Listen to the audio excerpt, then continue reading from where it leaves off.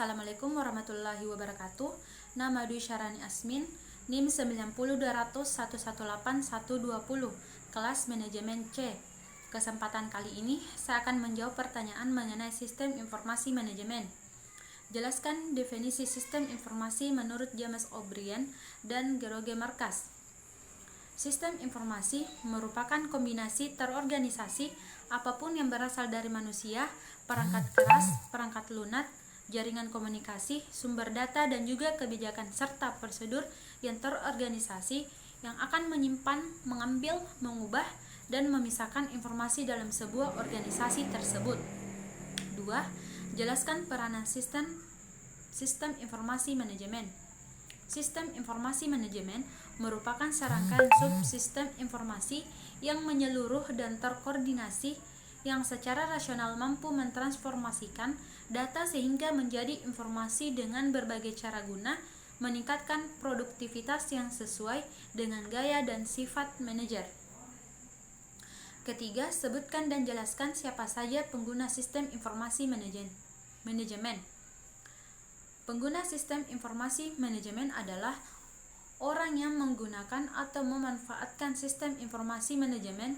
Biasa diklasifikasikan menjadi 3 tingkatan manajemen, yaitu 1. Manajer tingkat perencanaan strategi atau strategi planning, merupakan manajer tingkat atas seperti para jajaran menteri, para eselon 1, di mana keputusan-keputusan yang dibuatnya berkenaan dengan perencanaan strategi yang meliputi proses evaluasi lingkungan luas organisasi, penetapan tujuan organisasi, dan penentuan strategi organisasi.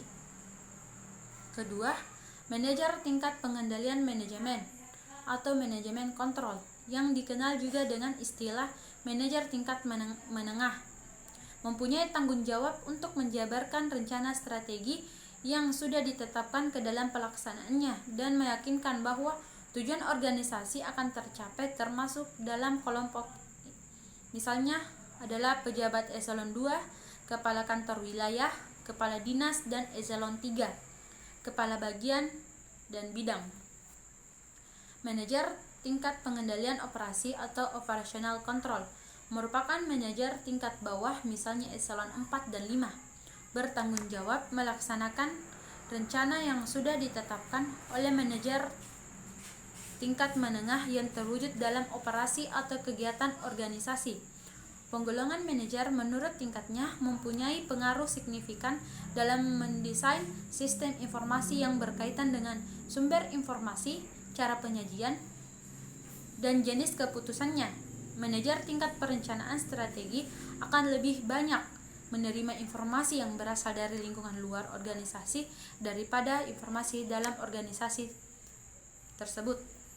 4. Perbedaan antara perangkat keras dan perangkat lunak. Perangkat lunak adalah perangkat yang berisi kumpulan instruksi untuk melakukan proses pengolahan data, software sebagai penghubung antara manusia sebagai pengguna dengan perangkat keras komputer, berfungsi menerjemahkan bahasa manusia ke dalam bahasa mesin, sehingga perangkat keras komputer memahami keinginan pengguna dan menjalankan instruksi yang diberikan dan selanjutnya memberikan hasil yang diinginkan oleh manusia tersebut. Sedangkan pengertian dari hardware atau dalam bahasa Indonesia disebut juga dengan nama perangkat keras adalah salah satu komponen dari sebuah komputer yang sifat alatnya bisa dilihat, diraba oleh manusia secara langsung atau yang berbentuk nyata, yang berfungsi untuk mendukung proses komputerisasi. 5. Sebutkan contoh-contoh software yang digunakan pada kegiatan A. Web server software, dan B. Business. Contoh software yang digunakan pada kegiatan web server software yaitu Apache, Microsoft Windows Server 2003, Internet Information Service. 3. Sun Java System Web Server. 4. Sitami Web Server. 5. Zeus Web Server. B. Contoh software yang digunakan pada kegiatan business. 1.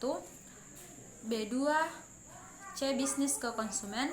2 B2B bisnis ke bisnis, ketiga C2C konsumen ke konsumen, ketiga C2B konsumen ke bisnis, keempat G2B pemerintah ke bisnis, kelima B2G business to government, keenam G2G pemerintah ke pemerintah.